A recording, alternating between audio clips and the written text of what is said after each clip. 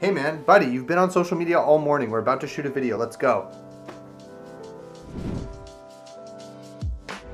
All right, let's talk about branding through social media. If we're talking about branding tools, they definitely evolve over time.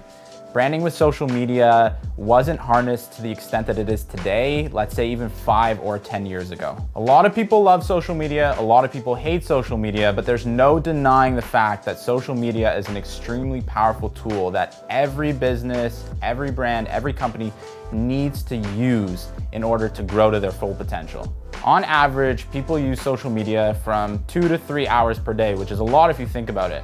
And now more than ever, the platforms they're using, such as Facebook, Twitter, Instagram, YouTube, are allowing companies and products and brands to connect with consumers on such an authentic and personal level. Think about it for a second. How many consumers would be more likely to visit the Starbucks company website before they visited Starbucks Instagram page or Twitter page? Now, there's a bunch of things to consider when you're trying to develop a brand through social media.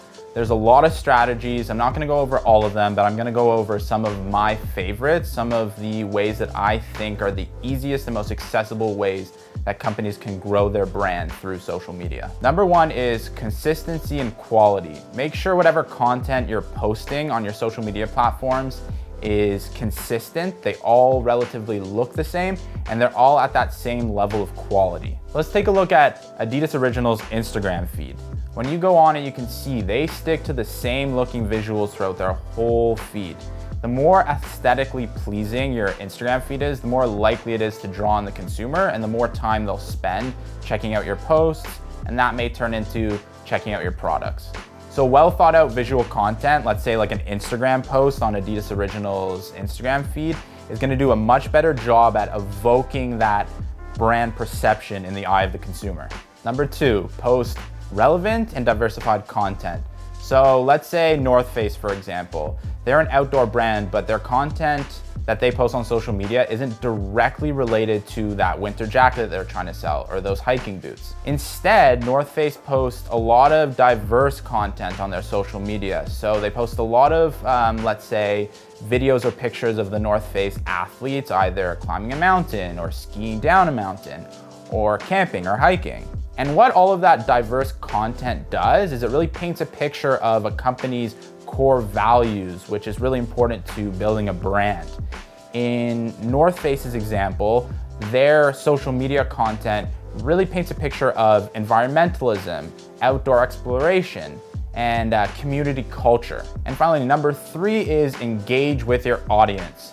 You see this a lot with really successful brands on social media. They're constantly engaging with their consumers.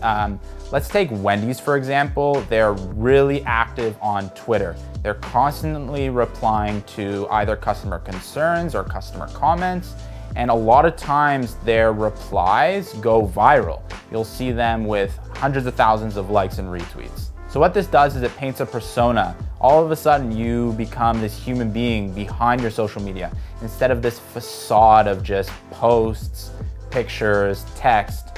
And that again really kind of describes your company's core values, your brand's perception to the consumer. Let's touch on Wendy's again. In terms of Wendy's, they've become almost like this witty social media presence. Their brand is like they're a witty fast food brand. They're always kind of playing around with either consumers on social media, but they're also kind of playing around with their competition. So to quickly wrap it up, I just want to say social media branding is not about getting the most likes, the most retweets, or the most followers. It's really about building a brand, building that perception in the eyes of your followers. And let me say that if you have 1 million followers, but they're not very loyal to your brand, it's worse than, let's say, having 500,000, so half the amount of followers, but that really understand the value of your brand and are really loyal to you. All right, guys, thanks for watching. We'll catch you next time.